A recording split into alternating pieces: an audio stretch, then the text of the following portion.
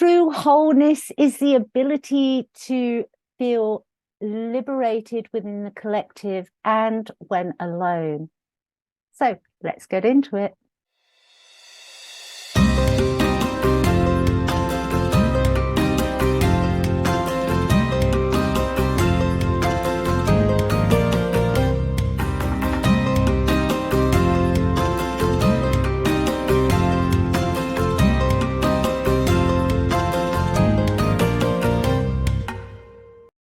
Hi, everybody. For those that don't know me, my name is Claire Attio, and today we're going to be looking at wholeness.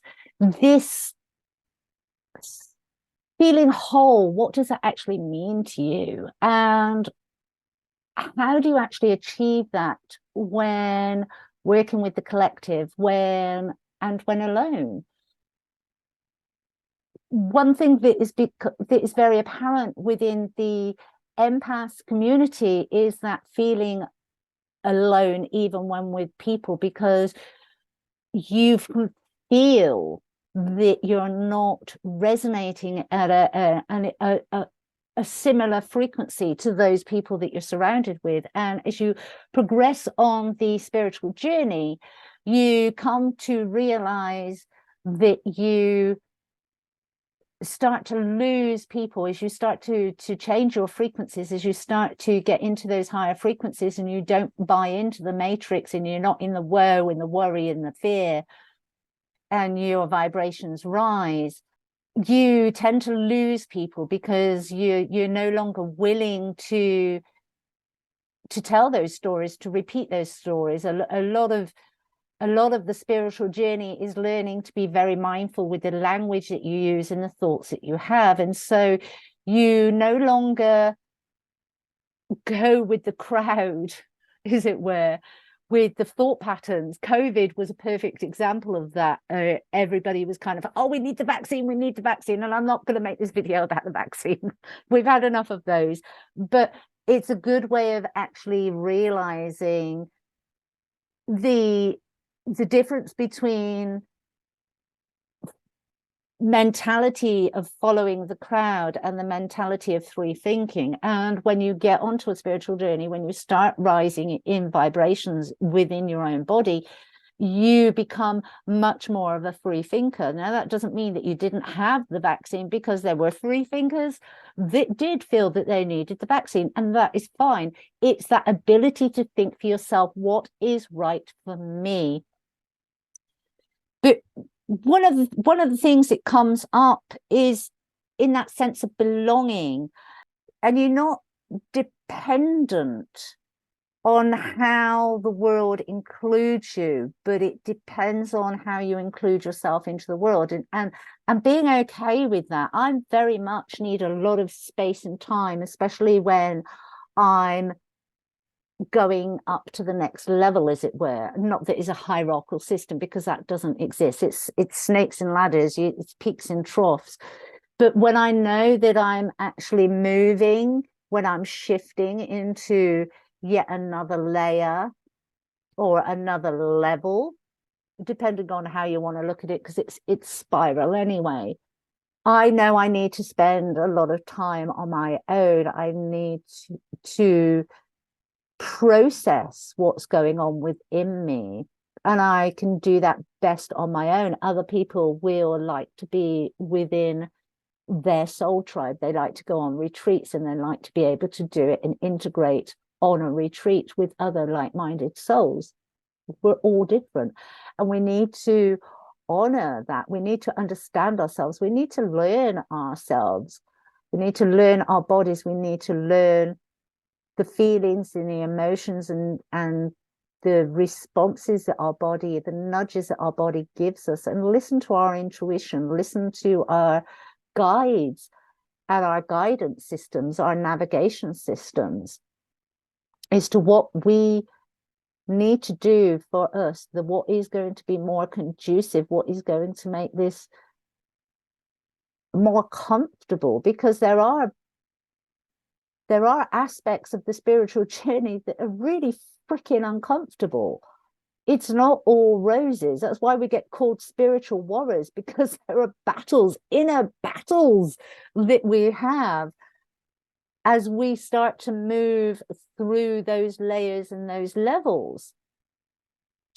I think the biggest one for me that I struggled with, and I can still struggle with it, is that those programs of self-deceit, those lies that we tell ourselves, the lies that were created to hide and mask pain, because I didn't want to feel pain anymore from different events in my life that I found traumatic.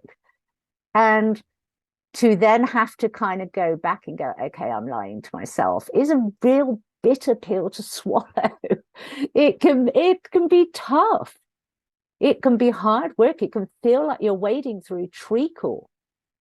But if you can honor that, if you can gain the strength, and you gain the strength through self-love practices, through building up your worth, through building up your own self-value, for recognizing that actually, even if nobody in the world understood you, you are in this world because you are uniquely needed. What you have to offer is of value. Even if nobody physically recognizes it, doesn't matter.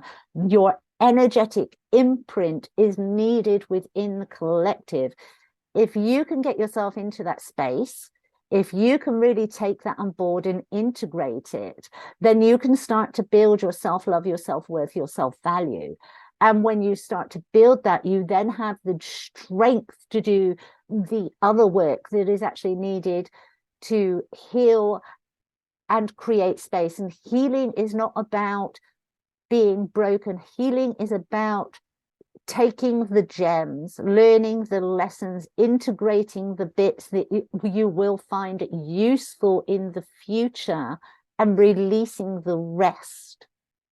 And so that creates more space for you to be able to download more things, and for you to be able to grow. It gives you greater space in which to grow, in which to expand, and which to develop who you are as a spiritual person in this physical vessel. That's what healing is. It's about giving yourself the space, giving yourself the place to understand who you are, to value who you are, to value the contribution that you give without external validation. And that's really important. It's really very important.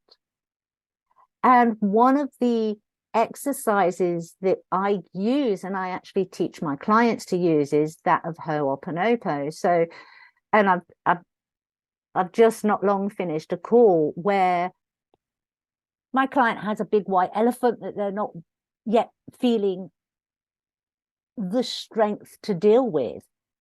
And that's okay. But let's be honest. Be honest with yourselves, ourselves, that exists. Let's be honest that we don't feel like we have the strength to deal with it. And let's be honest that we tell ourselves lies. We create smoke screens to block that out. And so to build up strength, to build up that self-worth, to build up that self-value, let's call ourselves out on those lies and those deceits. Let's be consciously aware that that thought or whatever we said in that moment, that's a lie, and call it out. Call it out as a lie and go, no, I am lying to myself. That is a story that I've developed because I don't want to acknowledge this white elephant over here. Doesn't mean that you have to go and deal with the white elephant yet. You're just acknowledging that it exists. You're being honest with yourself.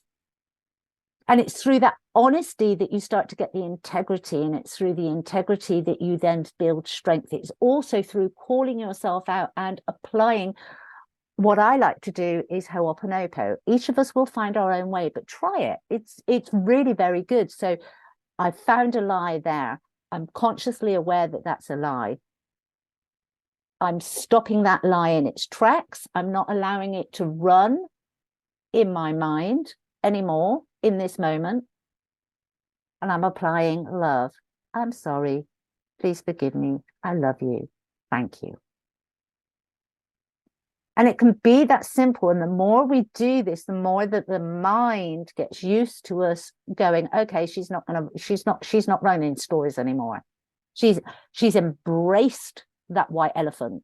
She's acknowledging that it exists. She's also acknowledging that she doesn't feel capable, or he doesn't feel capable of dealing with that at this point in time. But she is also, or he is also, not allowing themselves to tell lies about it to themselves. And they're also not going to beat themselves up about that. They are applying love. I'm sorry. Please forgive me. I love you. Thank you. And it's very, very powerful healing. Just doing that, just acknowledging the lies that we tell ourselves because we don't feel ready. And it brings in a huge amount of strength. And honestly, I promise you, if you actually do this, you will in no time feel capable of dealing with whatever that white elephant is for you. And so I'm going to leave it at that. You take care. God bless you all.